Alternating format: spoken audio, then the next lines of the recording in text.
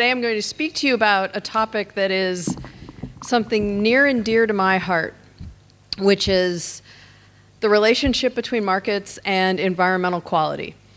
A lot of times we hear the general idea that there's this received idea that there is conflict between economics and the environment, that there is conflict between commerce and environmental quality.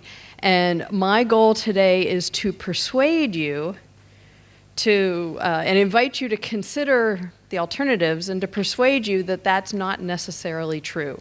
And that in the cases where they appear to be in conflict, that there are ways that we can try to minimize or resolve those conflicts.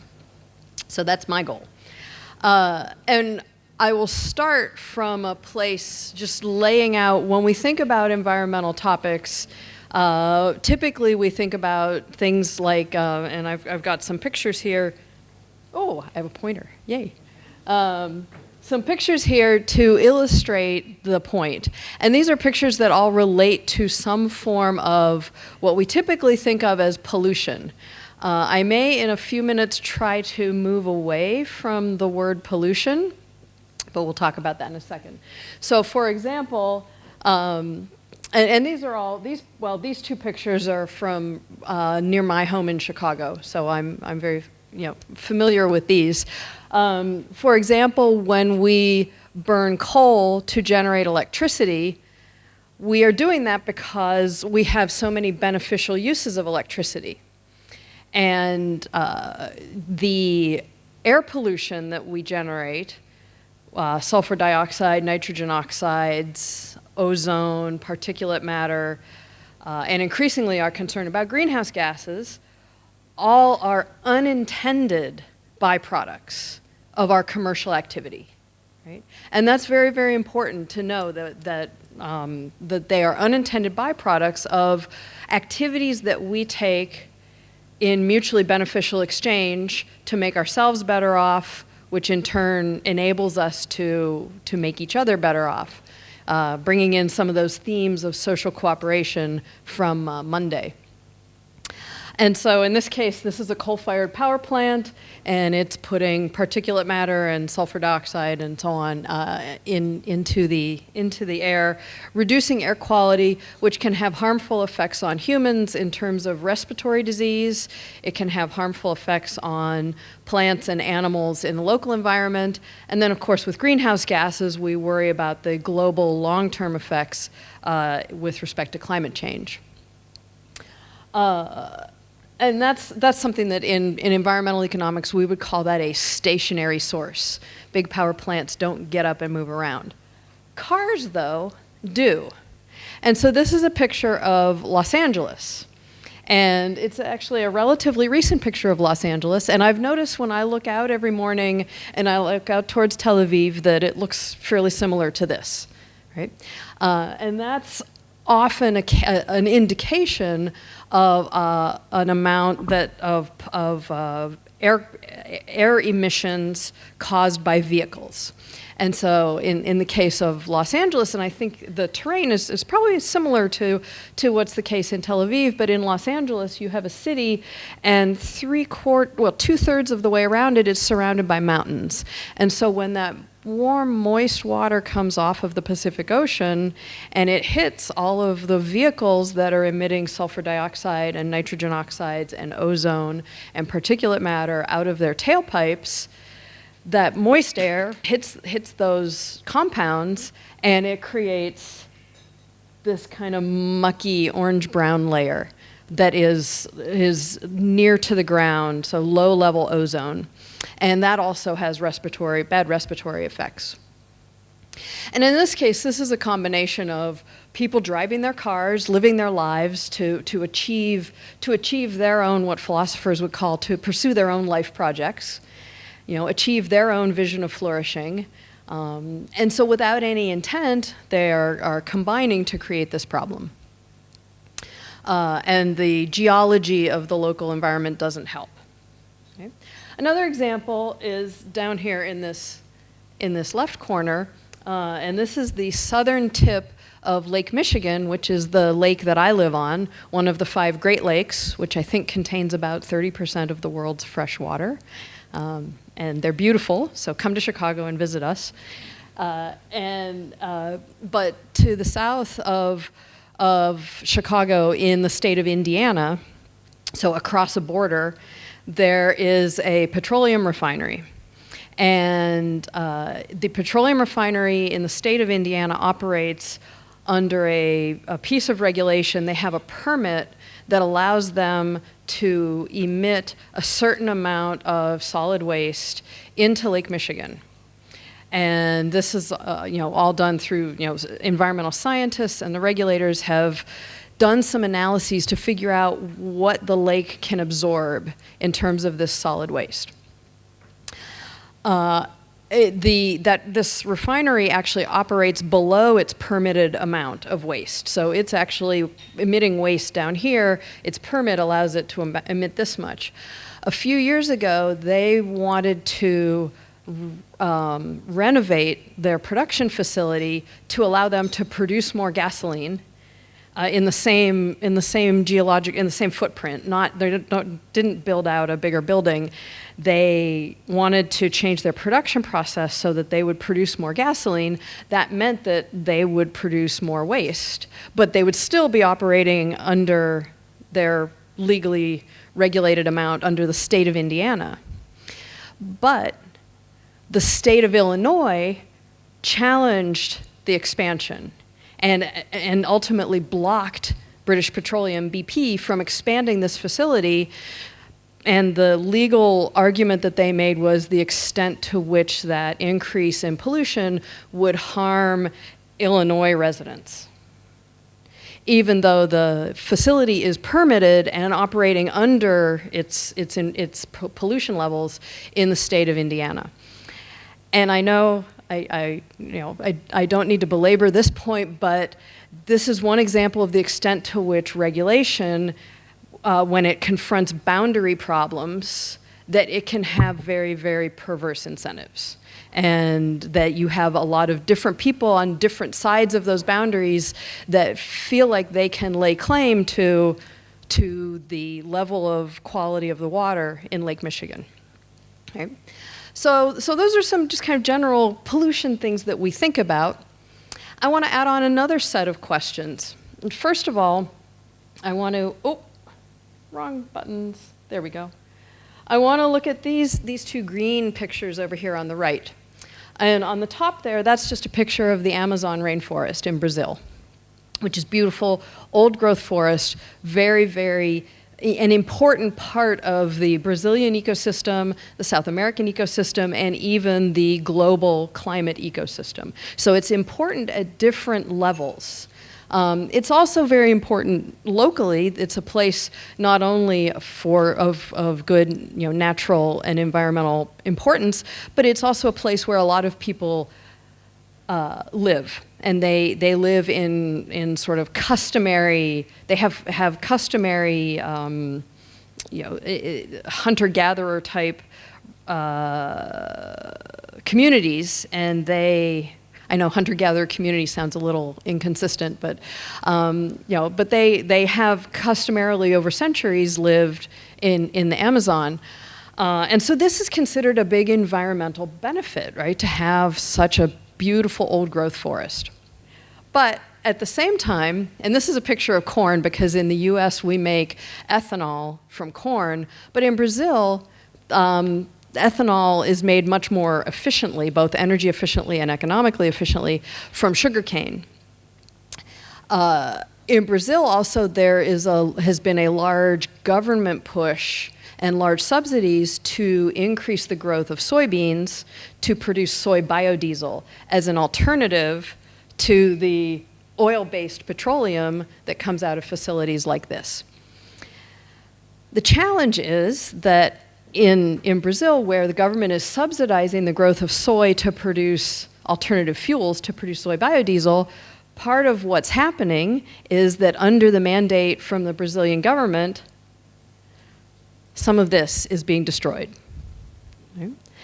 And a couple of weeks ago, we had a big sort of media flare up about the forest fires that are currently in the Amazon. And there's a lot of tension there between conventional farming practices and cutting down the rainforest to plant more soy, and then the burning that you do regularly to try to clear for your next harvest. And but my primary point here is not to wax eloquent about the Amazon rainforest, is to identify the fact that when we talk about different environmental outcomes, whether it's the benefits of the Amazon rainforest or the benefits of non-fossil fuel-based fuels, or non-fossil fuel-based fuels, that we can have different environmental objectives and they can conflict with each other. Right? And so that tension is very important. And then a final example that I want to mention does involve the fact that in the U.S. we grow a lot of corn to produce ethanol as an alternative to petroleum-based fuel. And what that tends to do is it means that, and we have government programs that essentially subsidize the production of ethanol, and that means that farmers have an incentive to grow more corn, which means they put more fertilizer on their fields. It rains. They generally don't optimize their fertilizer as well as they should, I think. And we get a lot of runoff of fertilizer into big rivers, like the Mississippi River that runs from north to south down through the U.S. And when that fertilizer ends up in the Gulf of Mexico, here the red is along the coasts in Louisiana and Texas, and those are areas where the fertilizer has concentrated so much that there are plants now that grow very richly because of all that fertilizer in the Gulf of Mexico, and they are sucking up all the oxygen and basically creating an environment where fish can't live. And so it's creating dead zones for fish in the Gulf of Mexico. But that's not the only fish problem. One of the other fish problems we have, I think these are farmed tilapia. This is not Atlantic bluefin tuna. But I want to use this picture to symbolize the extent to which, especially in ocean species, there's a lot of overfishing. And there are fish species that are either extinct or on the verge of extinction because of overfishing. And one in particular is the Atlantic bluefin tuna. And even though there is a trade association where, different country representatives of the different countries where they do bluefin tuna fishing, so the US, Japan, Britain, Spain, et cetera, they will come to a room like this and sit around the table, and they will allegedly come to some agreement and say, okay, yes, we will limit our fishing to this amount instead of having done this amount. And then some countries will just go out and just fish as much as they were before. I'm not going to name names, but and this is a problem. I think we all are aware of the problem of overfishing. And it has a name, or it's an example of a phenomenon that has a name called the tragedy of the commons, right? And so I want to explore that in a little more detail, with these setting the stage and giving us some concrete examples to use as we think about the underlying economic principles for how people behave when we are in these situations where we are consuming or we are sharing common pool resources. Right? So we can think of each of these things, whether it's a fishery or air or the global climate or a watershed, we can think of all of these things as common pool resources, things that we consume together and not necessarily individually. So like my water bottle, which is not a common pool resource, I'm just going to drink from it myself. Okay, so that's the lay of the land.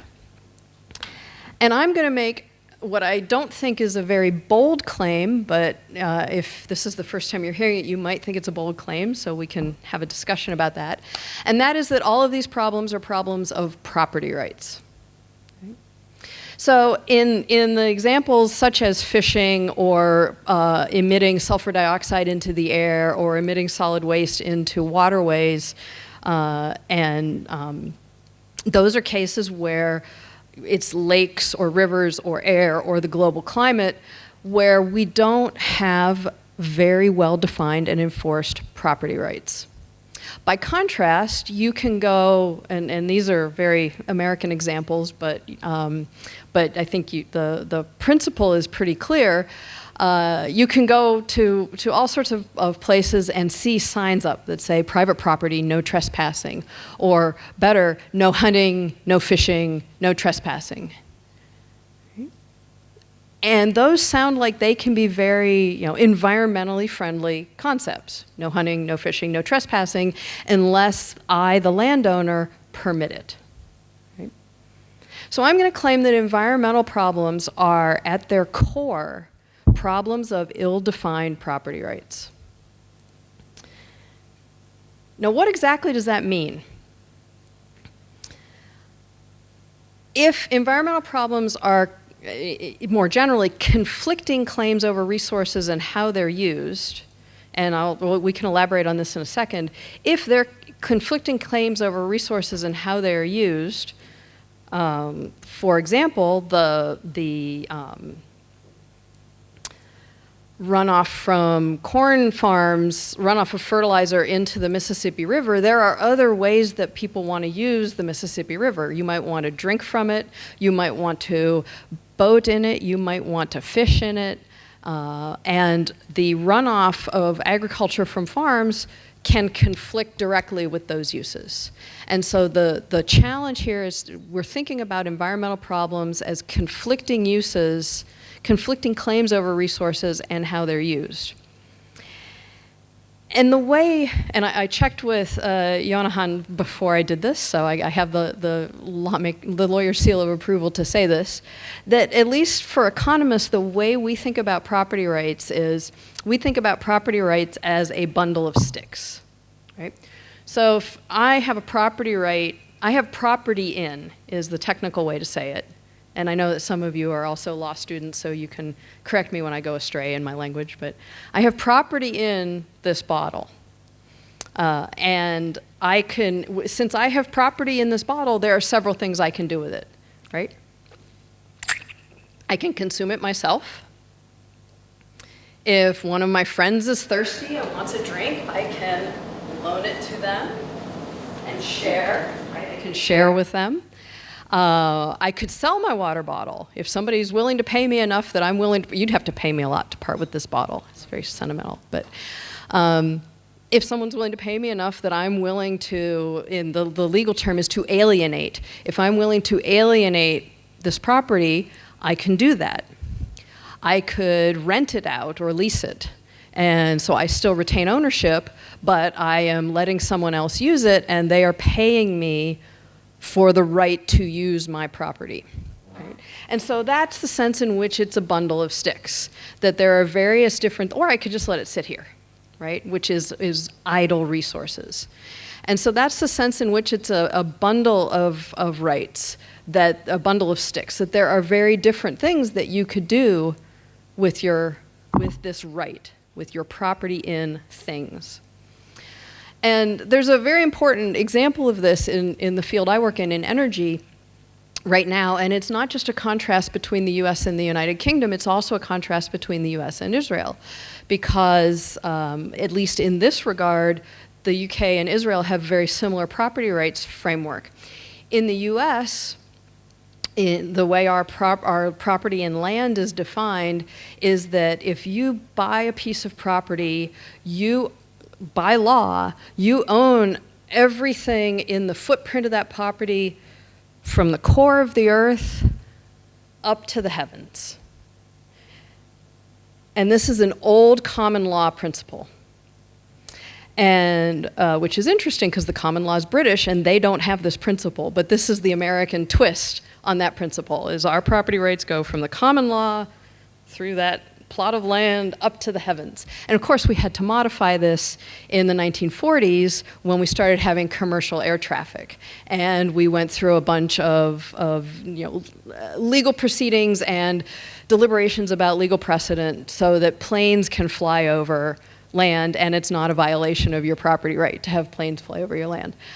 Notice, and one of the reasons I mentioned this before Uri asks, is that this is the kind of deliberation that we are going to have to start having about drones. Right? As I said, the property right concept is different in Britain, in the UK, and it's also different here, right? That when you own property here, it's more like a 99-year lease. Right? And I'm more familiar with the British context, so I'll mention that.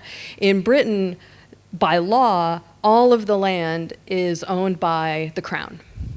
Right? So it's the Queen's land, and when you buy a piece of property, basically you are buying a 99-year lease to the rights to use her land. Thank you very much. And you may think, okay, this is no big deal, right? 99 years, it's well beyond people's useful lives, discount rates, present value, that's close to perpetuity, right? It actually does make a big difference when you're talking about things like mining. And for example, in the US, in the past 20 years, we've had dramatic innovations and technological changes in drilling for natural gas.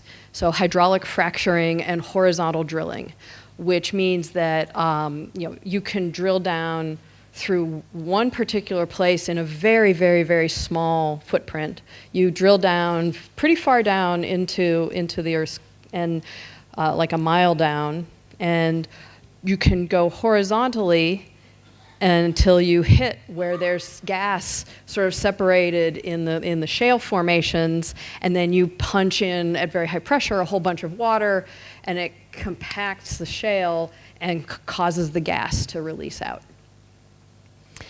And this has had dramatic and sizable positive implications for both the economy and the environment. This ability to apply this innovation to extract natural gas in particular. Oil, I'm not going to make those claims about because of the environmental effects of petroleum, but for natural gas, I'm going to absolutely claim that this has been a large economic and environmental benefit, the ability to do that fracking. Because natural gas has half of the greenhouse gases of coal. So if you reduce electricity production by coal and you replace that production by natural gas, you're reducing greenhouse gases by 50%, which is good. Why is that relevant here? Because notice what I said about the way the drilling works. You go down in a very small footprint. And so the way US property rights work, for example, if you're in Wyoming and you own a piece of property, as a friend of mine does who has a cabin up in the mountains in Wyoming, and you can sell, or you can either lease or sell what's called the subsurface rights. So you can lease or sell the rights to drill down underneath your property while you still retain the property right in the surface. So you still fully retain, you have that right from the core to the heavens. You retain that slice where your house is and where you live, but you have alienated, right? You have sold off the right to drill into your subsurface. That's not possible in the UK. It's not possible here. That ability to separate that bundle of sticks and to lease or share or sell your subsurface property rights has created an environment conducive to innovation in energy. And it has created the environment that has led to the fracking revolution, which has caused natural gas prices to fall by so much that coal-fired power plants are closing 20 years ahead of schedule. Coal mining as an industry in the US is dead. And that's in part because our property rights framework is conducive to splitting out this bundle of sticks. I'm sorry, I could wax eloquent about that for hours. So I'm going to stop and move on. Some of the positive results we see of better defined property rights are, so in this sense, you can think about that as an example of having very clearly defined and enforced property rights, right? We have a formal legal framework for defending those rights, adjudicating differences in the court of law, and having better defined property rights, right, where we know these boundaries, right, that this is my water bottle, but I'm happy to loan it to you if you're thirsty, or if you're willing to pay me enough, I'll sell it to you. Having that clarity can really lead to some things that are very important that relate to what we talked about Monday. Well-defined property rights are an unspoken foundation of good markets and good market design and good market rules and good market institutions. And as we talked about on Monday, markets are very much an institutional framework for coordination and social cooperation. They're also a vehicle for the expression of diverse preferences. And it's a much more diverse and flexible way of expressing diverse preferences than voting.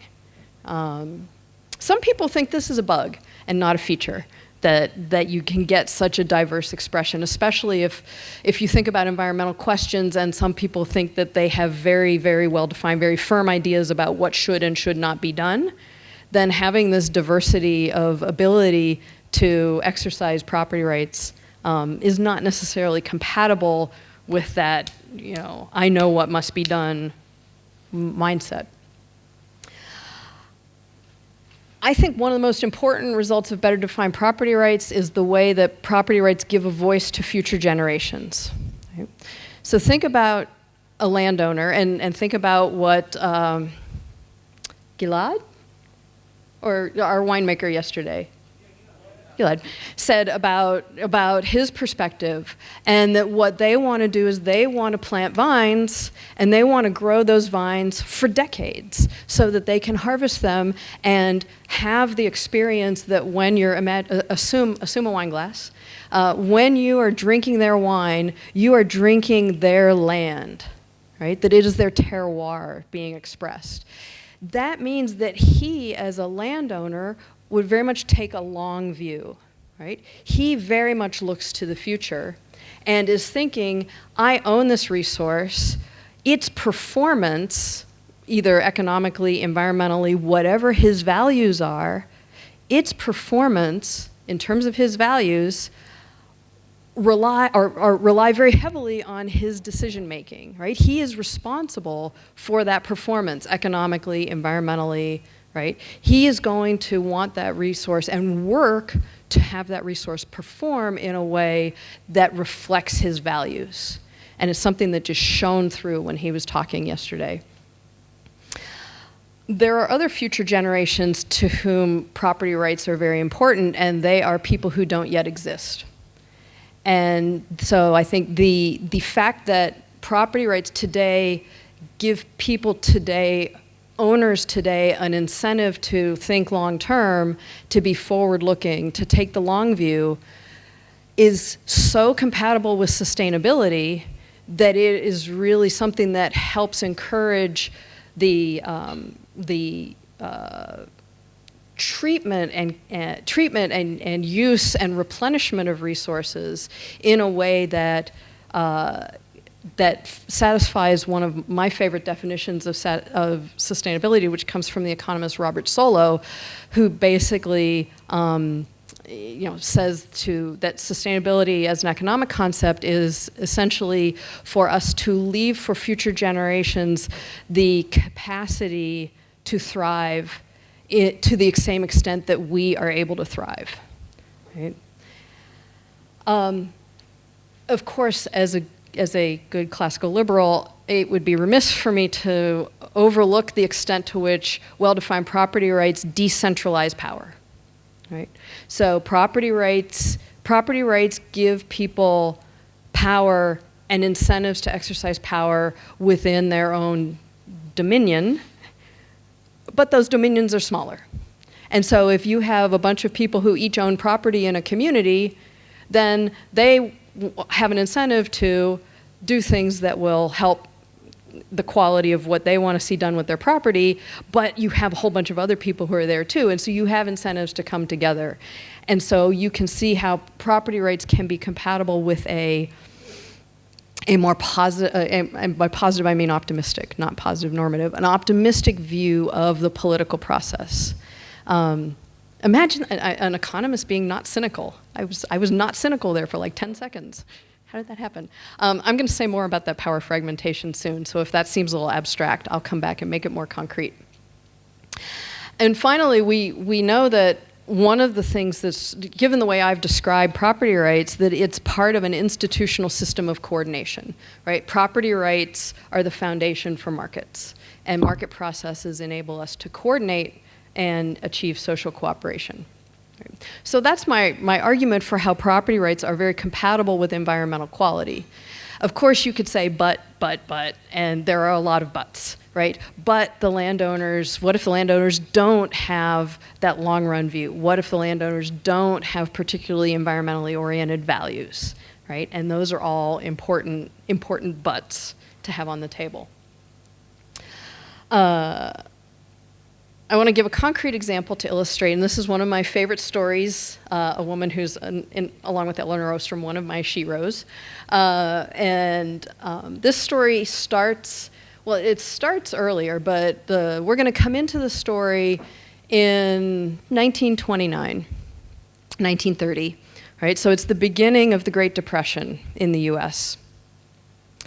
And this is an area, we're in an area here in eastern Pennsylvania, so on the east coast of the US. And there's customary hunting that has gone on.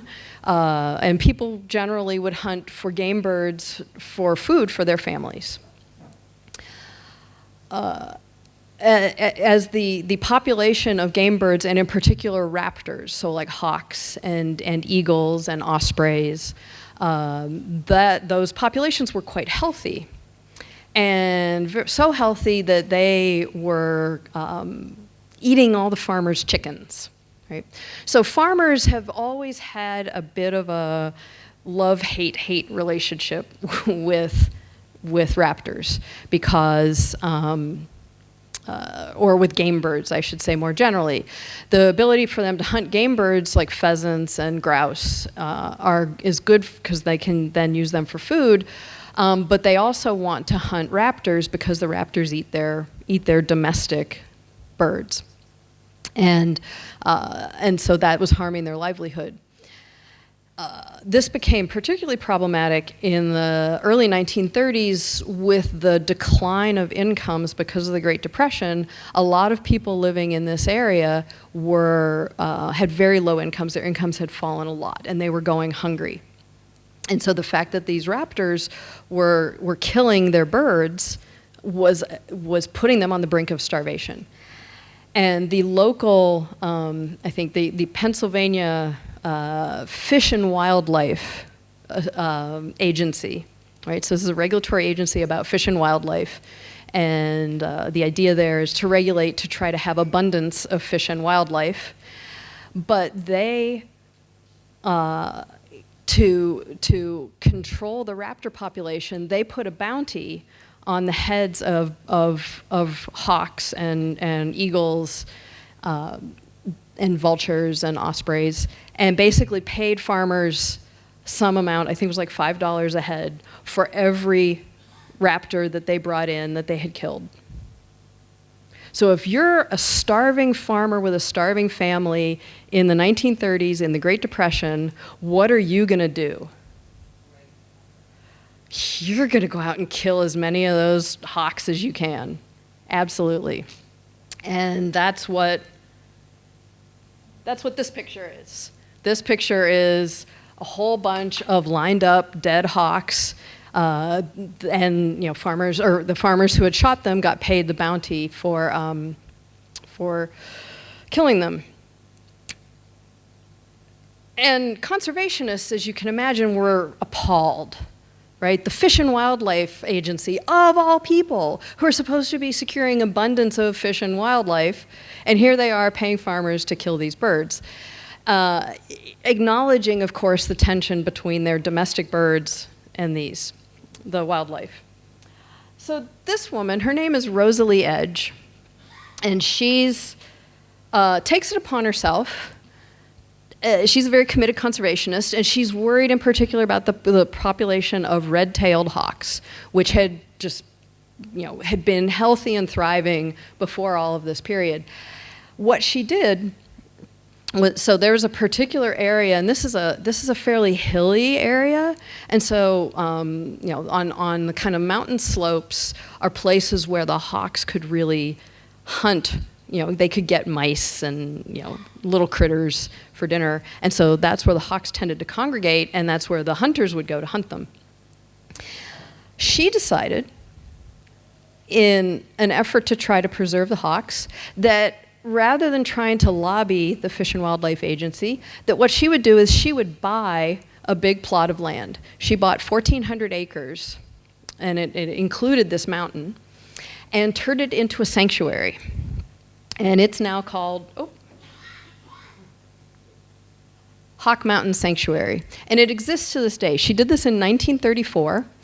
And what helped was by that time, people were starting to recover from the Depression, so that income effect was not as problematic.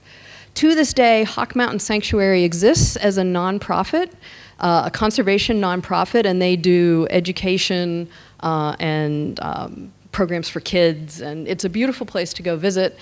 And within about 3 years of her establishing Hawk Mountain Sanctuary by buying the property, the hawk populations started to rejuvenate, and the hawks were flourishing again. Now, what does this say about the farmers? I think that basically, so she's expressing her values by purchasing the land and creating a sanctuary where hawks could be safe and have those signs on the outside, no hunting and no trespassing, right? So this is a great example of property rights being consistent with environmental quality.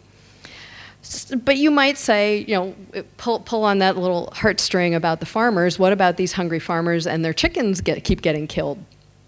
Well, there's a fairly inexpensive way to deal with that, right? Which is not just to have chicken wire fences on the sides, put a chicken wire roof across where the chickens are out eating, right? This is not rocket science, right? And so farmers did that, and it's not very expensive to put chicken wire there.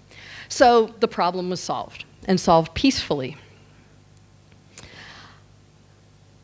So this illustrates the importance of property rights and how they can be consistent with environmental quality and this idea of taking the long view, that if you have an eye towards some idea of sustainability and ecosystems, that you can use property rights to achieve that. There's another nonprofit in the United States, the Nature Conservancy, that's actually very active internationally, that operates on many of the same principles. That if you want to change the way the land is being used, buy the land. Right? And again, you can think of situations that's very good, that's very well suited to. You can also think of a lot of situations that can be challenging, where, for example, a developer wants to buy land to put a bunch of high-rise buildings on, and that's a very valuable use of that land. And so in order to buy out that developer to try to keep it as, say, a wetlands, you have to put together a pretty big pool of donations, right? So there are still issues, but the underlying principle there is pretty sound. So I mentioned the idea of tragedy of the commons earlier. And this goes back to, have any of you read the famous article by Garrett Hardin? Yeah, so it's just called Tragedy of the Commons, and this is a classic reading in this area.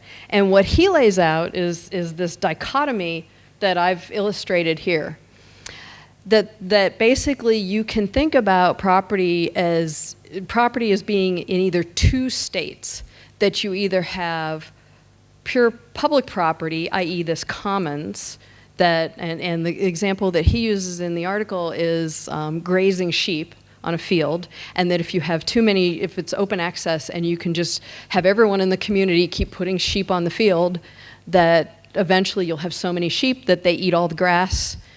The land just becomes bleak and can't grow any more grass, and so all the sheep will die. Right?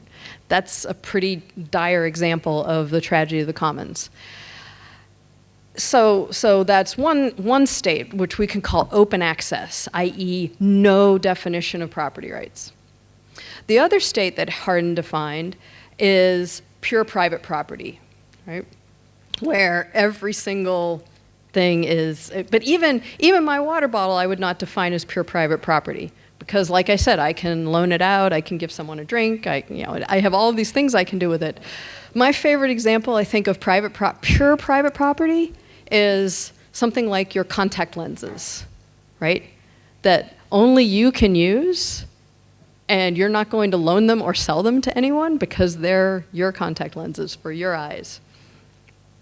So this is the dichotomy that Hardin draws, that property is either purely public or purely private. And since we know purely private either in many cases is not feasible or it's too expensive, and in the example he gives in medieval farming, if you put up fences, you basically try to privatize the commons, you defeat the purpose, right? Because the whole point of the commons is to allow the sheep to roam around and graze. And that if you privatize the commons and everyone has their own little teeny tiny plot, it becomes a lot harder to actually do the kind of agriculture. In the case of medieval England, the agriculture that they were using was they were tilling the soil with two big oxen, right? So you yoke the oxen to a plow, and so you get these, and then they have to turn and go the other way. And that works really well in the kind of scattered strip combined farming that they were doing in the medieval period, and it doesn't work so well if you have a teeny tiny plot. So privatization of the commons was not compatible with the other ways they were using the land. So Hardin said, okay, so privatizing isn't going to happen. Pure public leads us to this bad outcome. Right? That we overexploit the land, we overgraze it, we overfish, right? And it's terrible. His argument, and his recommendation was then, of course, to nationalize the commons and have government ownership. And I think we could apply a public choice analysis here to maybe suggest why that might not work. And empirically, that has also been shown not necessarily to be consistent. But starting from this kind of binary model that property rights are either not at all defined or perfectly defined, right, we can now fast forward to 1990. And again, I'm going to mention Elinor Ostrom, and I can't encourage you strongly enough to read Ostrom. Her book, Governing the Commons, is a classic. She also has lots of different articles with different co-authors on a variety of topics, from communal irrigation of rice fields in Vietnam to how we can use polycentric systems of governance at levels from the community up to globally to deal with climate change from a political perspective at different levels. So if you have any interest in anything having to do with these kind of topics, Ostrom is worth your time. But her key insight is, and in Governing the Commons, she starts with Hardin, and she says, okay, let's start in this world where we either have pure private property or pure open access property. But in reality, right, in the real lived world, is that a useful model for how property actually exists? And her answer is no, that property rights are not a binary 0-1. Property is a continuum. That you can either have more defined property rights or less defined property rights or no definition of property rights. So she says Hardin gives us the extremes. The lived reality of humans and property is in the middle. And so it's a continuum where we have different degrees. So for example, my water bottle is not pure private property because others can use it, and it might be over here because I might loan it to someone to have a drink, or loan it to someone for a few days, or sell it, right? There are all sorts of, well, you can sell private property too, except no one would buy my contact lenses.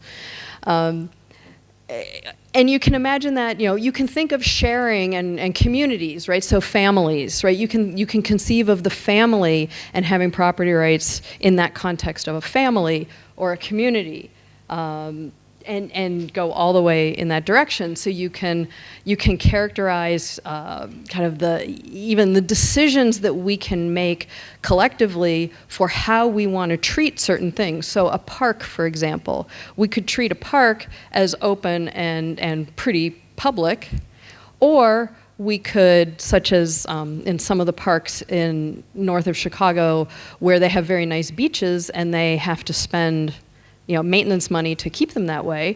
They charge user fees by every summer. If you want to go to the beach, you have to buy a tag. And that tag allows you onto the beach. And so that's a more in the private direction park. But then there are others that are just open. And so you at some level, this is a choice, right? And then there are I'm going to call them, the kind of problematic resources that I started talking about, such as air and water and climate. And those are resources where it's harder to define property rights and costly to enforce them even if you could, right? So there's two issues here. How hard or how costly is it to define the property right? Right? Can you imagine defining a property right in air? That's, this is my air. Don't breathe my air. That's nonsensical, right? And it would be very costly to enforce that even if you could. So resources like that tend to be more on the public or more open access side of the continuum. But does that mean that we are in Hardin's doom and gloom state when we think about air and water? Ostrom says no, not at all. Because what do we see when we go out in the real world? And she did years and years and years of field work and laboratory experiments based on game theoretic models and combined all of them together. And what she sees when she goes out in the world is that different people in different communities come up with different ways of figuring out how to govern the commons. They come up with different ways of figuring out how to define use rights in the common pool resource. So it's not about defining property rights, it's about defining use rights in the common pool resource. Right? And actually, I have a very good friend who was a graduate student in my program well after me, but Ron Abramvitsky, who's now an economist at Stanford. He's an economic historian, and he has a paper I would recommend to you all, which is basically using some of Ostrom kind of principles to analyze kibbutz. Right? So I think these are some ideas that might resonate. Right? So you can see that this concept of property rights becomes more expansive. It's not just pure private and pure open access, that there is this real world in between where property is a continuum. Another important analytical framework, and I'm sure some of you are familiar with this if you've been studying economics, is the idea of how do we deal with environmental issues. And so I've got, this is the second time. It's unusual to have twice in one seminar to see a picture of A.C. Pigou, but you're getting twice you see A.C. Pigou, although I might be less critical of Pigou than Ellie was. Was it Ellie? I can't remember who it was. But anyway, I'm going to be less critical of A.C. Pigou, but I'm still going to be critical of him. And the example that I want to ask you to consider is illustrated by these two pictures in the middle. Imagine we have a river. Right?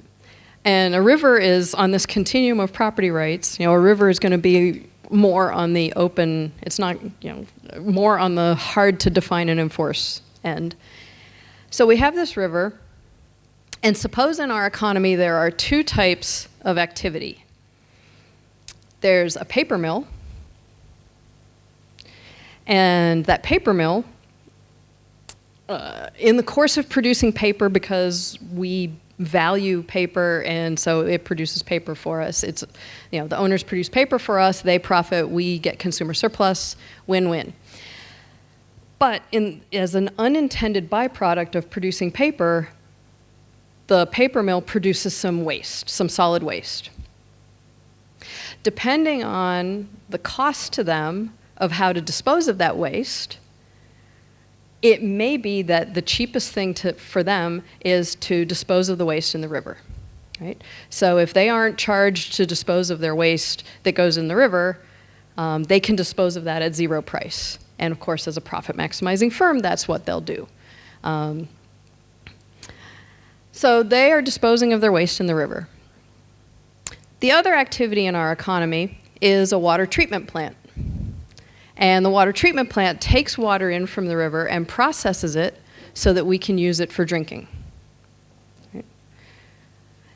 Now, this is a pretty good illustration of this idea of conflicting uses of a scarce common pool resource, right? Because the paper mill is using the river as the least cost way for it to dispose of some waste. The water treatment plant uses it for drinking water, but by disposing its waste in the river, the paper mill is increasing the cost to the water treatment plant of processing the water for us to drink. Right? So we've got conflict right there, conflicting uses of the common pool resource.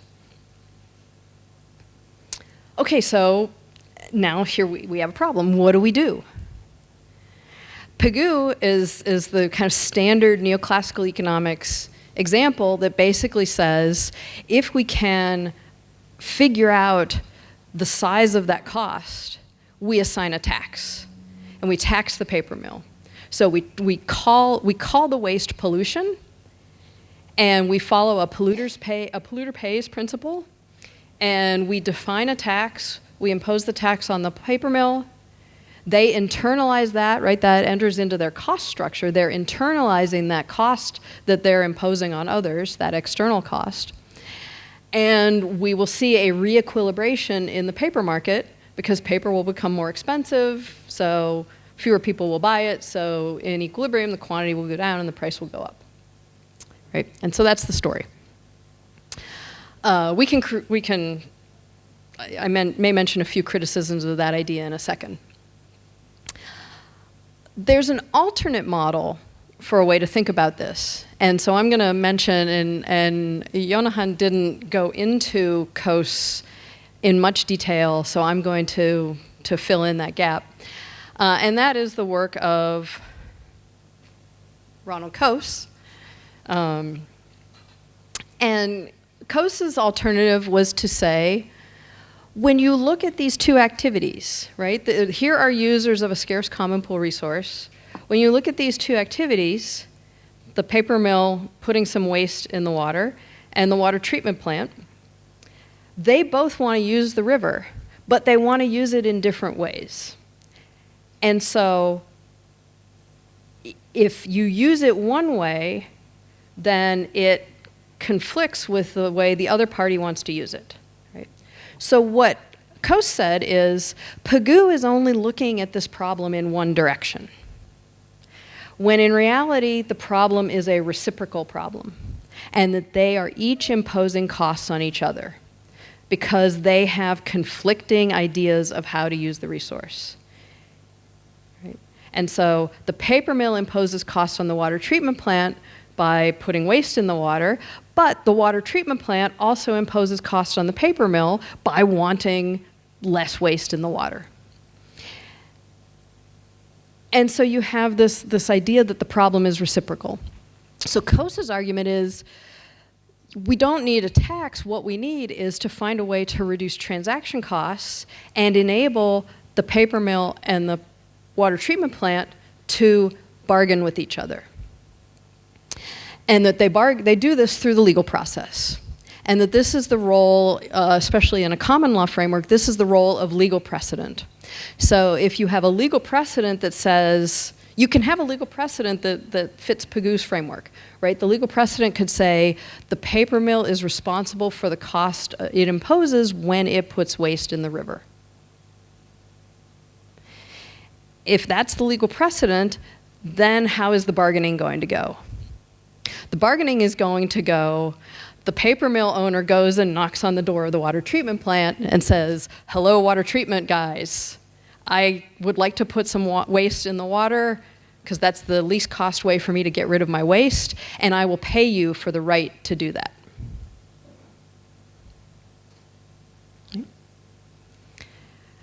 The precedent could be the other way, though. The precedent could be that the paper mill has the legal right to dump waste in the river to the extent that it wants. How's the bargaining going to go in that case?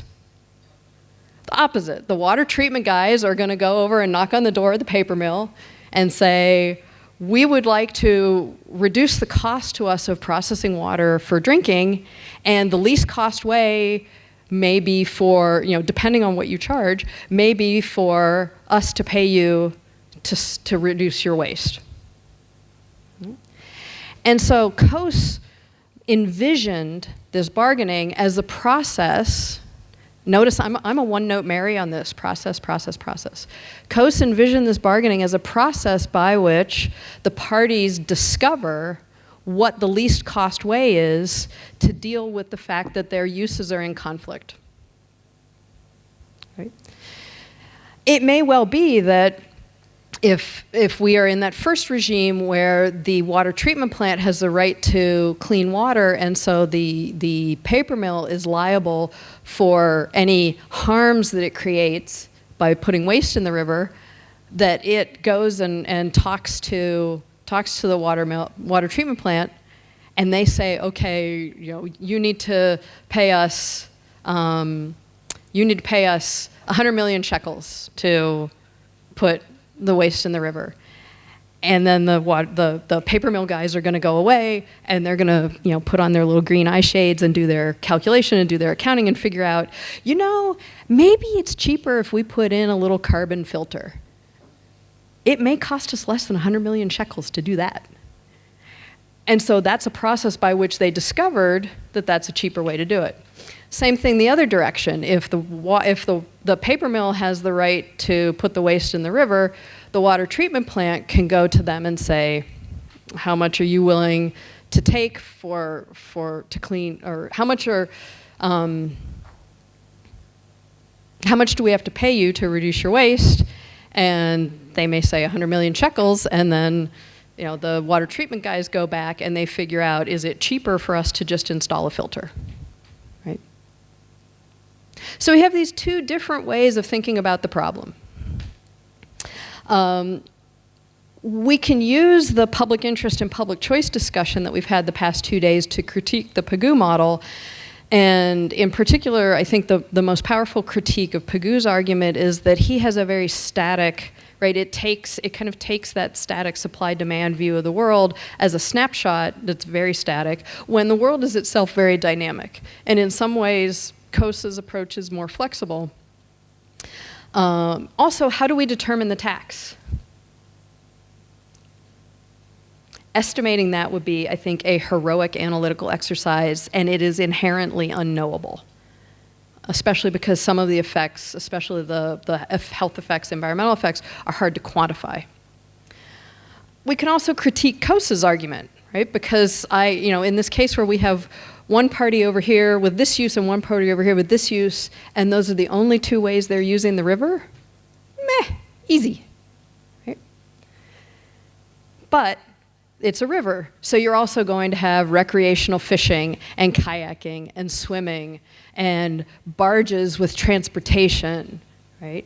Most resources have multiple uses of a lot of different kinds, and maybe it's one paper mill and 400 homes that would like to see the river cleaned up, right? In that case, transaction costs are higher, and so bargaining is going to be more difficult. Right? Okay. So where does that leave us? I should also say one thing. Note how in this kind of Pigou and Coase, that the Coase framework, where you think of the costs as reciprocal and you bargain to figure out what the least cost way is to avoid the harm, notice that that's very compatible with these ideas from Ostrom about community self-governance, kind of a bottom-up community self-governance, and different communities figuring out for them what's the right way for them to manage their use of the common pool resource. I think Coase and Ostrom are thinking along the same lines. Yeah. But isn't the whole problem with environmental problems the asymmetric information, that I cannot truly make that transaction because I don't understand the costs to my community? So if we were to argue for a role for regulation, then maybe some kind of form of disclosure, a disclosure requirement or information provision. And so if we have that kind of, regulatory landscape where you require information provision and disclosure, and then the parties can bargain on top of that. No, but I mean asymmetric information in the sense that it's not just one side. It's us as a community. We do not have the tools yet to understand, and we're basing that value on something that is scientifically unclear, and so we're taking a risk. But at the end, that risk could be the whole community's lives. I see what you're saying. So this is part of the problem that we are making these decisions in the face of uncertainty. Yeah. We impose taxes in the face of uncertainty too. So I think I would argue that the uncertainty is a constant across all these different institutional structures, and it's an important and good question to ask.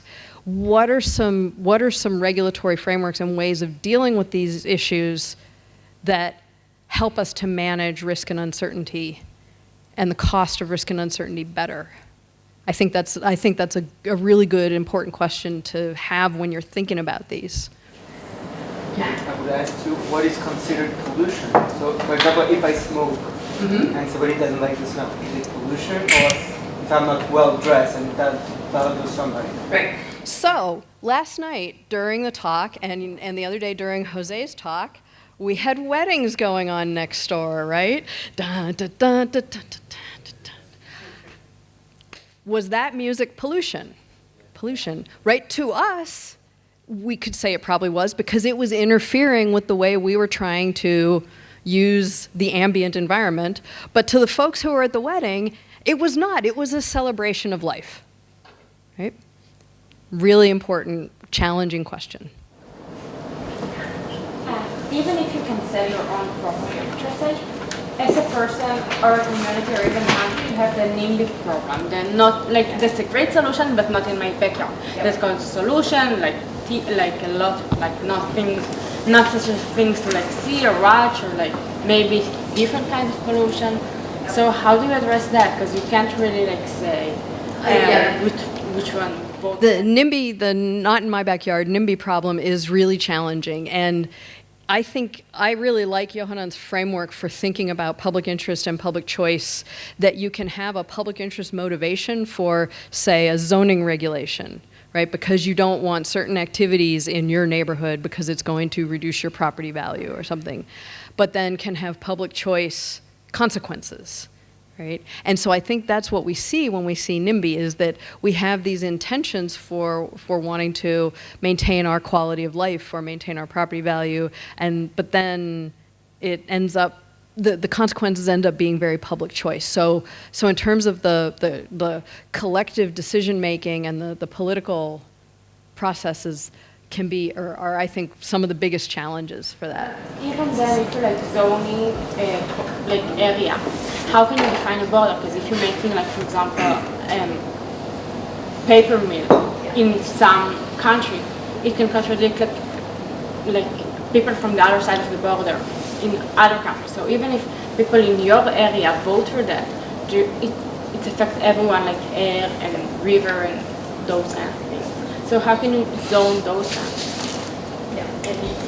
And I mean, and this is I think the fundamental challenge of all sorts of public policy is that when we use political processes and we don't use a unanimity decision rule, when we use political processes to make decisions and we don't use a unanimity decision rule, we use a majority rule or even a supermajority, there are going to be people who didn't agree with the outcome that are still going to have to go along with it, right? And so, I mean, that gets actually to some of Jose's more philosophical comments this morning about what constitutes a democracy, and I would add to the list of important things in a democracy is how well do you honor and respect the minorities who aren't getting their way in that particular outcome.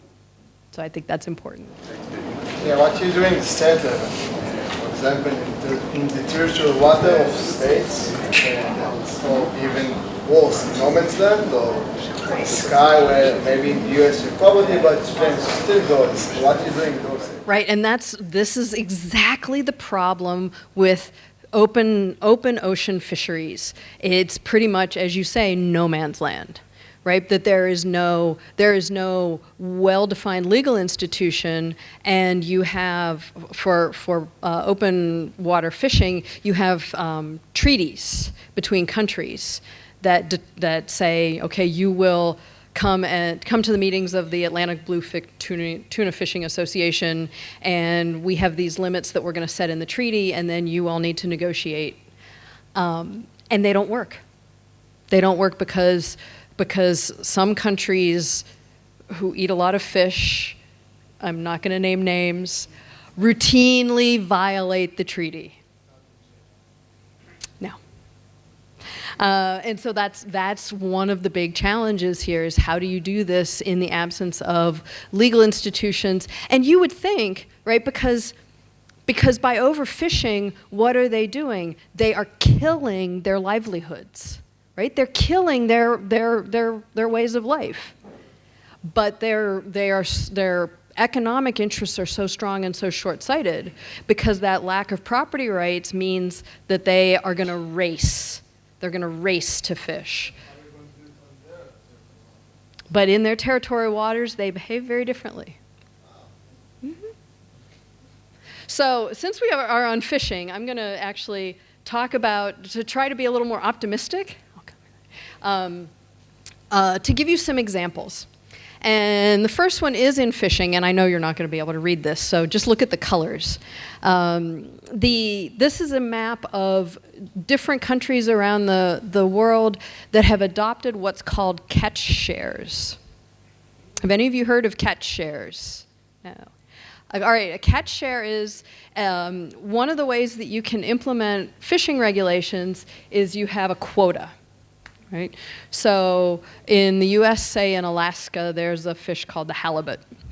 And so you can fish halibut, and in the old regulatory system, you would have a quota either defined in terms of the number of fish or the number of, or the weight, the weight, total weight of fish you're allowed to extract. And I will say that depending on whether you define your quota in terms of number or in terms of weight, it actually changes your incentives. But we can talk about that over wine later. And so under the old regulatory quota system, the fishing, you fish up to your quota, and it's a use it or lose it type phenomenon, right? So every year you're allowed to fish a certain amount, and then once you're done, it's gone. And if you haven't fished all the way up to it, it disappears. You're gone. So of course you have every incentive to fish as much as possible, and it's denominated in a quantity, but fisheries are ecosystems, right? So the halibut fishery varies and fluctuates from year to year. So what catch shares do is they do two important things. The first important thing they do is they define the quota in terms of a percentage of the catch. And that means that in any year, then the marine biologists will go out and say, okay, this year we've analyzed what's going on with the halibut population, and the allowable catch is this amount, and everyone who's fishing in the fishery has a percentage share in that amount. So it's defined by percentage instead of quantity. So you can see how that would it makes it more flexible, and it can adapt to changes in the underlying halibut population. Right? The second important change is that the quota is now transferable. It's like my water bottle. You can sell your right if you want. If you're just like, okay, I'm done fishing, you can sell your right to someone else. You can lease it. You can give it to someone. You can just let it sit there, which nobody does. So what does that do? Right, in the old quota, it was use it or lose it. Now with a transferable quota, you can sell it. It turns a regulation, it turns a regulated amount into an asset. And when you turn things into assets, the people who hold those assets have an incentive to take a longer view. And so if you have this percentage quota and you can trade it, you're going to think, okay, if I fish all of this, if I fish or even go beyond my quota, and the measurement and enforcement costs have fallen dramatically because of digital technology. Although we're not at the point where we're putting RF tags on individual fish or anything, but it is easier to force these at the dock. So now you have an incentive to think, okay, well, if I just fish a ton, next year there will be fewer fish. And now you have an incentive to think about next year that you didn't before. It's beautiful. Yeah, Ori. I find perhaps two problems with that. One is that maybe when you talk about fish and there's completely no limits on migration, maybe that works. But what happens when the problem is regional, or there isn't regional transfer, so it's not a completely open market, which is basically every market, and the other side of that is how does debt work? So if it's tradable, can we indebt for the following years? Is that possible? Which is exactly, and that's actually a feature, not a bug, right? Because if it's an asset, you can borrow against it, and that you can right? So you can collateralize that asset, right? It now is a really meaningful piece of economic. It's not property, right? Because this is a very Ostrom style. It's still a common pool resource. And we're all fishing in the halibut fishery, so what we are doing is we're defining a use right. And you can borrow against it because there is this fairly predictable revenue stream. No, but what I mean is that eventually there's a certain amount of halibut, right? So if, unlike debt that works in credit, how do we do debt for something that over a certain threshold, the debt is not, it's like you can't price the amount. Halibut are not going to be able to procreate fast enough to come back. That's why you still have to have that, what's called the total sustainable yield, right? And so that's why you still have the marine biologists going out and figuring out the total sustainable yield given what's going on in the population and the fishery. The amount of debt is also limited. That I don't know. That depends on capital markets, but that'll be in money. And also in halibut. So if you look at the colors on this map of global where catch shares are used, there's two types of catch share regimes. One is the type I just described that are quota-based. The others are area-based. Oh, and I should mention also, to Uri's first point, these work really well for certain species. Yes, so like halibut, species that don't go far and wide in the open ocean. Catch shares don't work for tuna. They don't work for tuna. All these other, I can't think of another big ocean-going fish. Yeah, dolphin. They certainly don't. And so halibut, tilapia, the Mediterranean, what in Italian I think of as bronzino, right, sea bass, right? It works for those. It doesn't work so well for the I think they're called non-pelagic fish, the ones that go up and down long distances in the ocean. But this map for catch shares, the blue are the countries that use a quota-based catch share system, and about a quarter of the fish that's caught in the world is caught under catch shares. And you can see that Chile is on there, the US, Canada, Greenland, Iceland, and the green on the map is area-based. So within a particular territory, catch shares within the territory. And so countries like Sweden have both the quota-based and the area-based catch shares, Spain, Italy. I will point out, mostly because it's a bit of a returning theme for this week, New Zealand. Right? New Zealand was the pioneer of catch shares in the 1980s. They were the first to adopt them. They streamlined and lowered the cost of the permitting process, and several of New Zealand's fish species were on the brink of extinction, which is why they moved quickly. And within about 5 years, the species have by the early 90s, the species had all rebounded. And the fishers had changed their behavior and started taking a longer view. So catch shares are a really good success story in terms of marrying the idea of property rights or an Ostrom style of use rights with using that to harmonize economic and environmental interests. My favorite example is a U.S. specific example and it's because this has to do with electricity, and I'm quite obsessed with the electric industry, as you know. In the 1970s and 80s, even under pretty heavy-handed command and control air quality regulation in the U.S. under the Clean Air Act, the levels of sulfur dioxide population were very, very high, especially in the map here on the upper right. The areas that are dark red are areas of very high levels of concentration of sulfur dioxide. And sulfur dioxide is, if you burn coal that has sulfur in it, then sulfur dioxide is one of the main emissions from that process.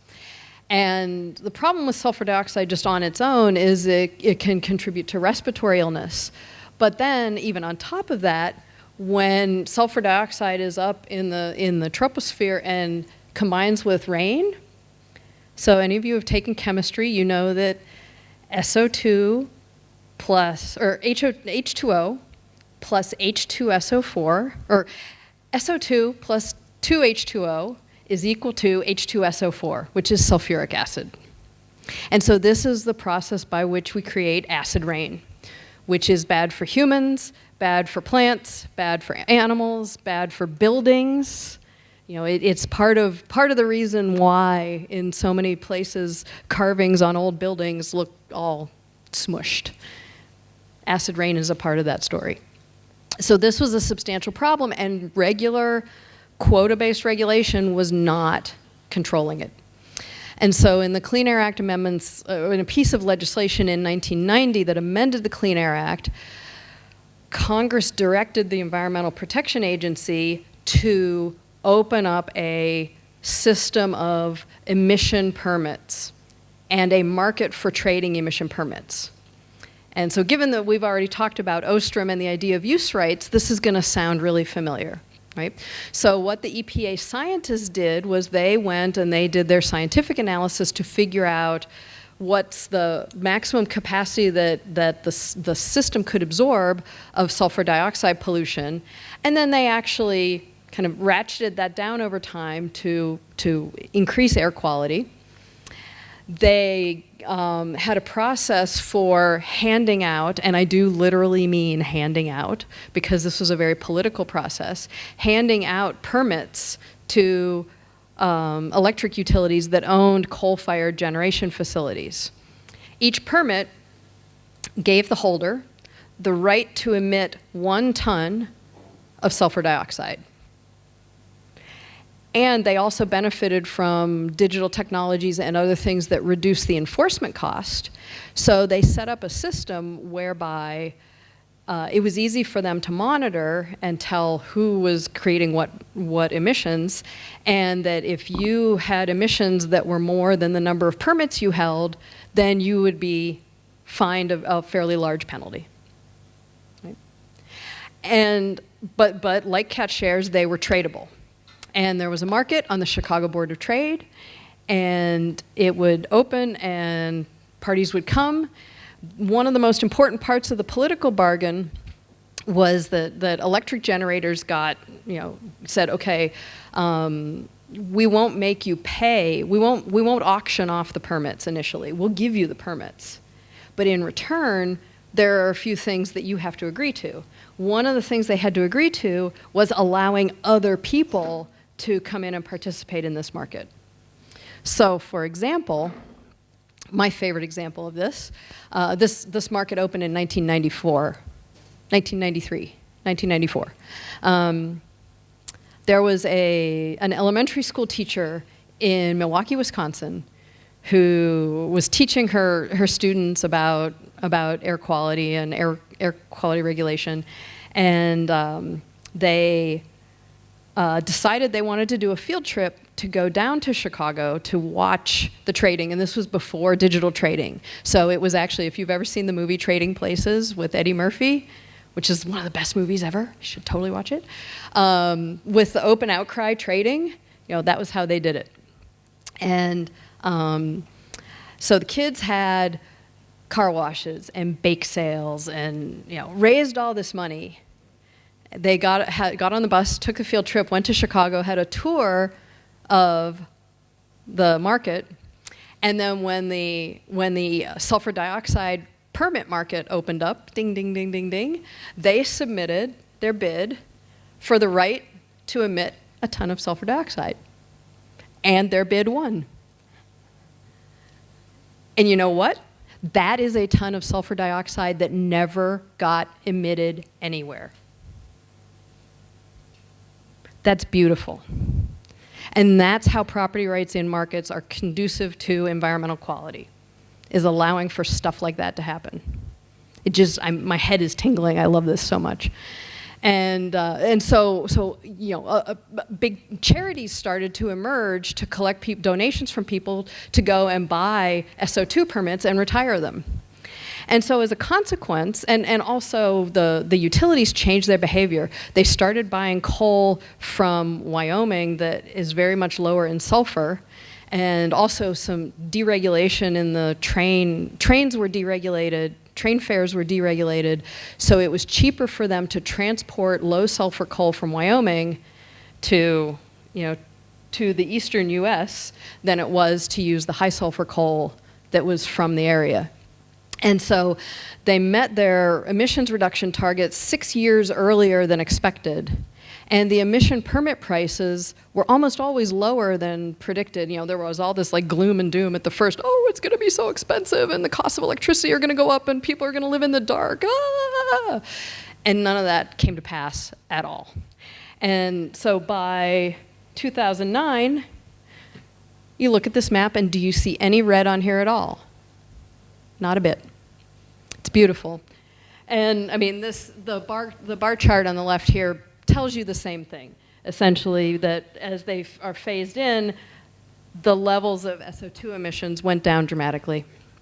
So I think these are some important examples of ways that even though we can't fully define purely perfect property rights, we can use the concept of property rights to inform regulatory decision making and make it more market-based in ways that align environmental and economic incentives, right? So this is not perfect. And we know that some regulation is going to be unavoidable due to how complex interdependencies are in the real world. And my argument to you is that we should think, put on our COSE hats and think about public policy in terms of how can we reduce transaction costs. Because if we can reduce transaction costs, then we can enable parties to figure these things out and discover the least cost ways of dealing with it themselves. Part of the challenge, though, is to keep government power kind of distributed and small enough so that you don't have the public choice problem where people go and compete for those levers of power. And finally, I would say in terms of complexity, I think we have to continue to think hard and think differently about climate change, because climate change is what's categorized as a wicked problem, which has a technical definition as in, it's so many interdependencies and so complex that there are no straightforward solutions. And so that's, I think, an important place to stop. And again, I'm going to give you things to read, suggestions of things to read. One of which was, I had a chapter a couple years ago in a little book that I think Bob should have no trouble pointing you to, because it was edited by Tom Palmer, who's a mutual friend of ours. And I put David Hume on here just because, for those of you especially who are doing philosophy, that you're like, what? So those of you who are doing kind of philosophy stuff, David Hume's definition of property and why property emerges as a social convention in human societies is beautiful, is really, really lovely. And so I would recommend David Hume on property to you. And if you want to talk more about that with me, I'm happy to. Good. So I'm done. Thank you. Ask you, what is the basic way to figure out the size of a cost and to define the tax that someone needs to pay? Yeah. So that's important. So how to identify and quantify, figure out the cost. And if you're doing it in a Pigouvian way, how do you figure out the tax? Practically, in an example like air pollution, what you do is you take the scientific research, so research on how does air pollution affect human health. So how does it affect respiratory disease? How does it affect asthma in children, right? And so you do the science to try to figure out essentially how does air pollution affect the quality of life and the length of life? So does it shorten lifespan? And then you use an estimate that is very clinically called value of human life, where you essentially try to estimate the discounted present value of the future stream of the value of a person's life, which is itself controversial, of course. And you add all of those together, and if you can reduce pollution by a certain amount, you reduce those harms by a certain amount, and so that's the benefit that you generate is by reducing those harms, is that benefit. Every single step there, you're having to make some judgment. You have to make some assumptions and make some judgments. And typically, when you do these in a regulatory setting, you're very clear and transparent. These are my assumptions. Here's the study I'm using for this. Here's the study I'm using for this. Here's the study I'm using for this. And you use all of that to come up with an estimate of the costs. Not surprisingly, there are things you will miss, and there are things that you may overstate. So it's a very imprecise estimate, and it's in the face of uncertainty. So, and the other challenge in coming up with the tax estimate is that what I guess I would call the knowledge problem assessment. That nobody,